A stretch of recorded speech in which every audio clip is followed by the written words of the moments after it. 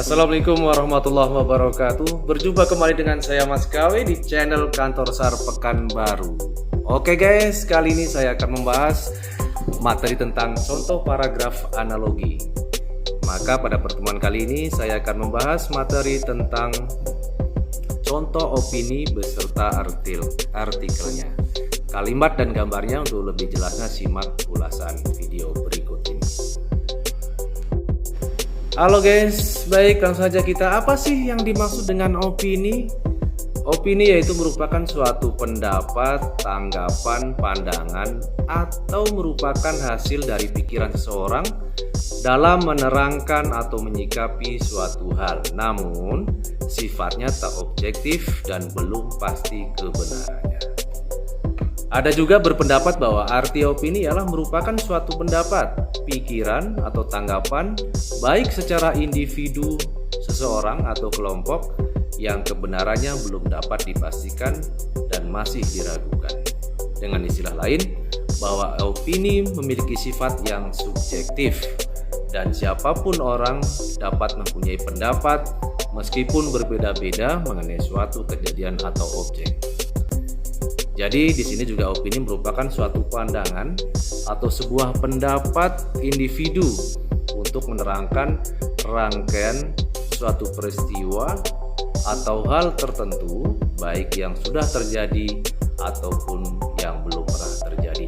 Kemudian opini juga bisa disampaikan dengan beberapa cara seperti contohnya secara aktif, secara pasif, melalui verbal, melalui bahasa konotatif, melalui gestur, dan juga melalui cara berpakaian. Jadi secara umum, opini dapat dibedakan menjadi 4 jenis mengacu pada pengertian opini itu sendiri.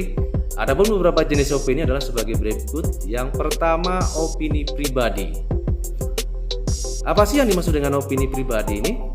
Ya, ini merupakan suatu pendapat atau pandangan individu mengenai suatu hal yang tidak dipengaruhi oleh adanya pandangan dari orang lain. Secara umum, biasanya opini yang bersifat pribadi ini tidak diungkapkan di muka umum atau publik sebab bersifat pribadi. Baik, yang kedua yaitu opini kelompok. Opini kelompok adalah merupakan suatu pandangan atau pendapat dari sekumpulan orang mengenai suatu perkara yang menyangkut akan kepentingan orang banyak. Jadi guys, biasanya opini kelompok ini sendiri tersusun atas mayoritas dan minoritas yang diiringi dengan kuantitas atau jumlah dari yang pro dan kontra terhadap suatu kejadian. Next yaitu opini publik. Apa sih yang dimaksud dengan opini publik?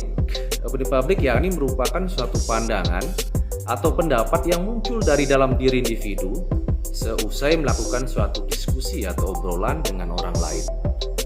Dengan istilah lain, opini publik timbul dari adanya suatu obrolan dalam menyikapi hal tertentu dan untuk memperoleh suatu kesimpulan yang kemudian akan dijadikan untuk opini bersama. Itu tadi opini publik. Yang keempat, opini umum. Apa sih yang dimaksud dengan opini umum? Ya, ini merupakan suatu pandangan yang berlaku secara umum atau simak dengan secara seksama oleh masyarakat. Dengan istilah lain bahwa masyarakat mempunyai pandangan yang sama akan suatu peristiwa sehingga tidak ada pro dan kontra. Jadi di sini saya akan menjelaskan ciri-ciri kalimat opini. Yang pertama, belum diketahui kebenarannya.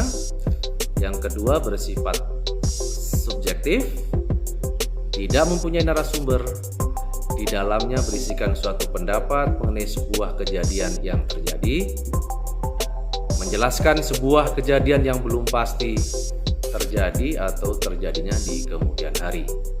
Selanjutnya merupakan hasil dari pemikiran seseorang maupun kelompok. Pada informasi yang diberikan atau dijelaskan belum terbukti, selalu diiringi dengan penggunaan beberapa kata seperti bisa jadi, sepertinya, seharusnya, sebaiknya. Baik, saya akan contohkan di sini yaitu kalimat opini.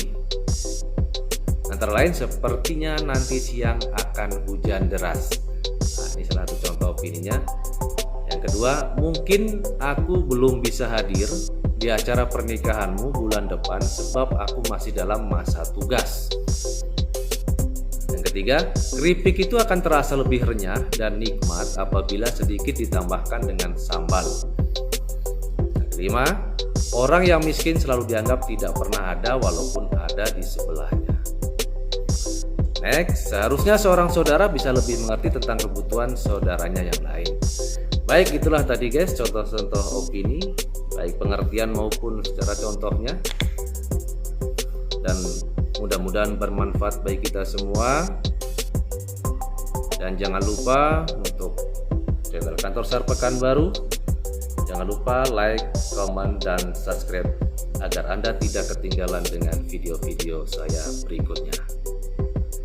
Demikian dari saya. Wassalamualaikum warahmatullahi wabarakatuh.